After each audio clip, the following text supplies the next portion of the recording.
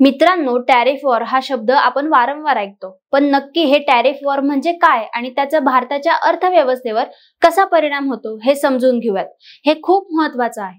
Tariff म्हणजे काय? USA आणि इंडिया यांच्यात हा संघर्ष का सुरू झाला? भारतीय शेतकरी, उद्योग आणि ग्राहक यांच्यावर त्यांचे नेमके परिणाम काय आहेत आणि यामागचं मोठं राजकारण व धोरण काय आहे? डोनाल्ड ट्रम्प यांच्या काळामध्ये अमेरिकेने भारताला टॅरिफ किंग म्हटलं।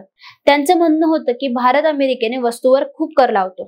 त्यांच्या प्रत्युत्तरादाखल अमेरिकेने भारतीय स्टील, ॲल्युमिनियम आणि टेक्सटाईलवर कर वाढवला। भारतानेही अमेरिकन सफरचंद, बदाम, डाळी यांच्यासारख्या वस्तूंवर टॅरिफ वाढवलं। असं करत करत दोन्ही देश टॅरिफ वॉर मध्ये उतरले। याचा भारतावर मोठा परिणाम झाला। शेतकरी आणि ग्राहक या दोघांना याचा फटका बसला। अमेरिकन सफरचंद, बदाम, सोयाबीन महाग झाले, त्यामुळे भारतीय शेतकऱ्यांना थोडा फायदा झाला, पण ग्राहकांना महागाईचा धक्का बसला। उद्योग क्षेत्रात निर्यात कमी झाली। अमेरिकेत भारतीय स्टील आणि कपड्यांवर जास्त कर लागल्यामुळे एमएसएमई उद्योगांना ऑर्डर कमी मिळाल्या। रोजगार निर्मितीवर ताण आला। जीडीपी वाढ मंदावली। तरीही या चित्राला दुसरी बाजू आहे। भारतीय शेतकरी आणि स्थानिक उद्योगांचं संरक्षण झालं। मेक इन इंडिया आणि आत्मनिर्भर भारत यांना थोडं बळ मिळालं।